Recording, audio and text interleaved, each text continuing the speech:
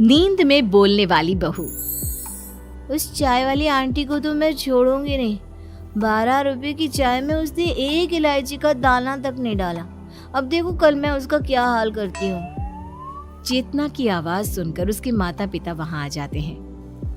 हे भगवान, शादी की उम्र हो चुकी है इस लड़की की, लेकिन अभी तक इसकी नींद में बोलने की आदत नहीं गई। अब इसमें इस बेचारे की क्या गलती?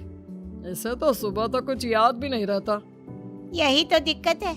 कल को इसे पराये घर जाना है, वहाँ पर भी अगर इसने ऐसे ही नींद में अपनी सास की बुराई शुरू कर दी तब क्या होगा? खुद तो भूल जाएगी, लेकिन वो लोग तो नहीं भूलेंगे ना। अरे तो इसमें गलत क्या है? वैसे भी हमारी बेटी नींद में सच ही तो बोलती है। आप अभी ना ये सब हल्के में ले रहे हैं। कल जब इसके ससुराल वाले इसे नींद में बोलने की वजह से घर से निकाल देंगे ना, तब बैठकर पछताते रहना। अब हम इसमें कर भी क्या सकते हैं? सभी डॉक्टर्स ने तो अपने हाथ खड़े कर दिए।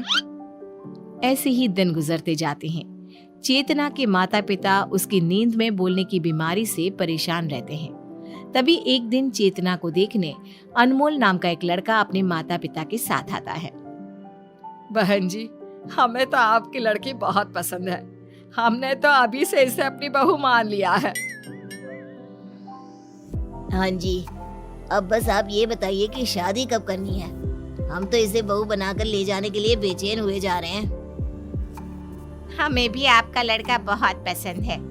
अब जब आप कहो हम इनकी शादी करवा देंगे। अगर आप लोगों को ऐतराज ना हो तो 1 हफ्ते बाद ही शादी का शुभ योग है। क्यों ना हम तभी इन दोनों की शादी करा दें? हाँ, क्यों नहीं, हमें इसमें कोई ऐतराज नहीं है। देखते ही देखते चेतना और अनमोल की शादी हो जाती है। अपनी नींद में बोलने वाली बीमारी से अनजान चेतना शादी से बेहद खुश होती है।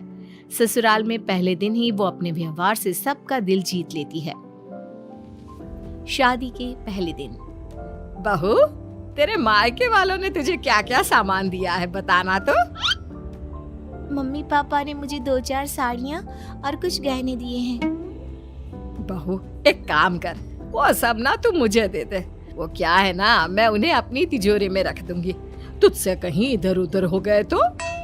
चेतना अपनी सास के इरादों को समझ जाती है, लेकिन वो कुछ ना बोलकर गहने देना ही उचित समझती है।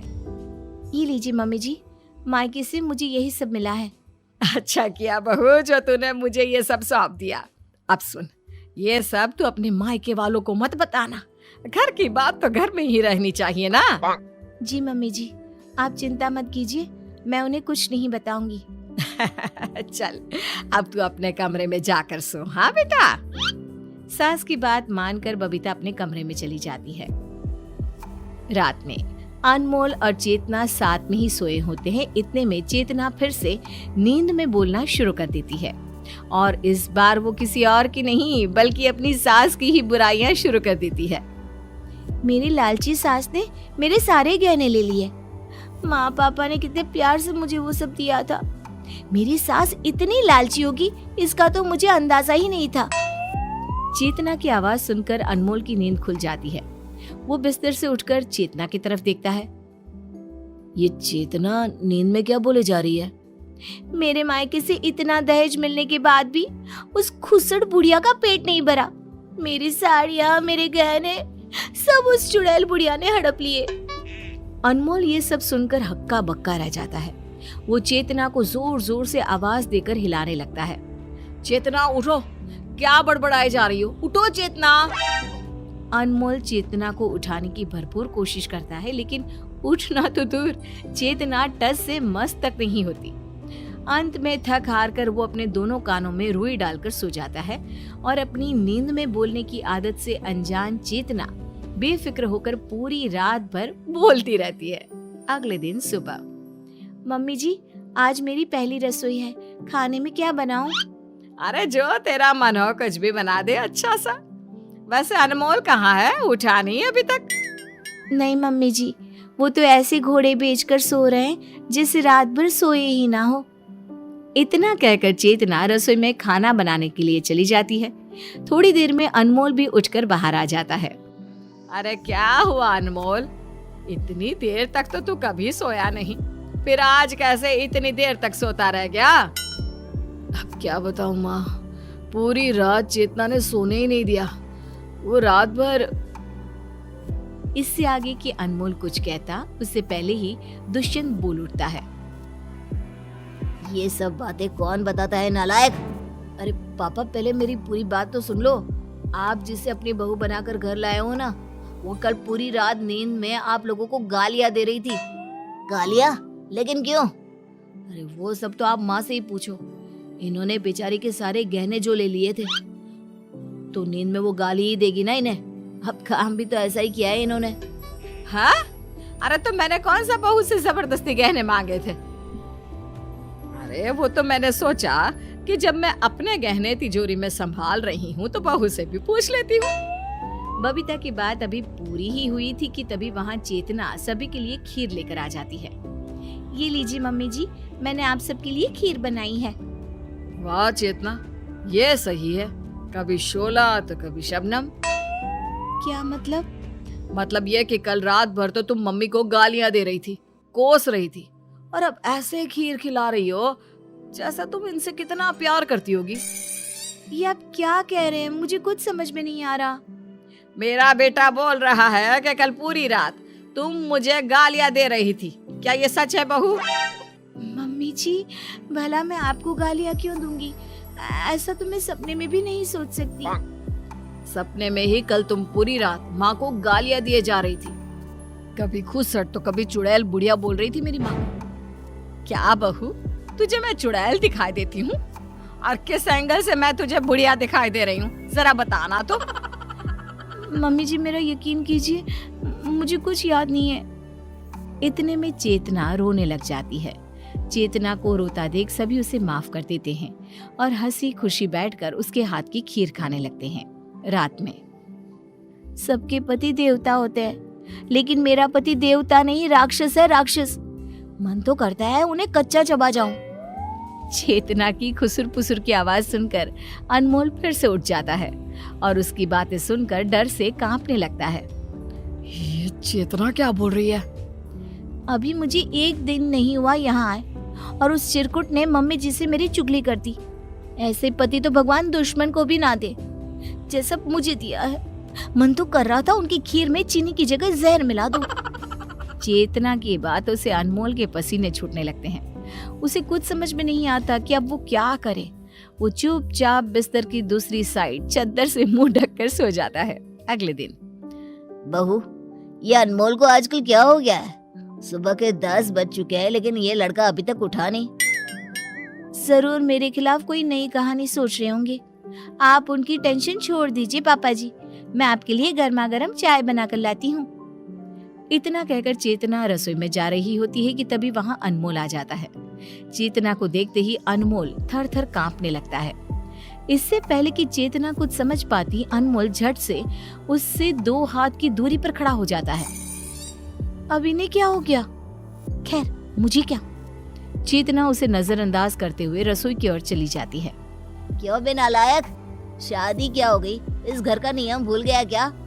10 बजे सोकर कौन उठता है? आपको बताकर क्या फायदा है? मेरी बात पर तो आपको यकीन होगा नहीं।